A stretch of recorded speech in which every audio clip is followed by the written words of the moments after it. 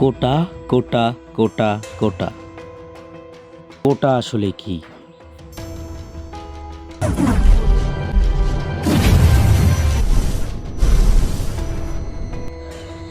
কোটা হচ্ছে চাকরির আসন বন্টন।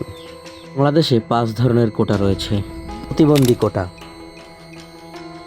সাধারণ কোটা, মুক্তিযোদ্ধা কোটা, নারী কোটা, ক্ষুদ্র জাতিগোষ্ঠী কোটা। আজ সেই কোটা নিয়ে চলছে আন্দোলন। চাকরির কোটা আসলে কোনো ভালো দিক নয়।